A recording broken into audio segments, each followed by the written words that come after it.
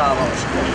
Ja sam jedva čekala da se završi letnji raspust, koliko god to neverovatno zvučalo. Htela sam da umrem od dosade preko letnjeg raspusta, dan nikako da se završi, a kad dođe taj 1. septembar i 7 dana pred taj 1. septembar, kad se polazi, na primjer, u osnovnu školu ili kasnije u gimnaziju i srednju školu, ja sam terala moje roditelje da mi kupi što pre udžbenike i onda bi listala da vidim šta će to sve da se uči ove godine. I jesam bila malo štreber i jesam bila zaljubljena učiteljica i svi svoje profesore i to mi je najlepše uspomenu. Toliko smo toga učili, napravili su od nas divne ljude i da pomenem i zimski raspust koji sam isto mrzela.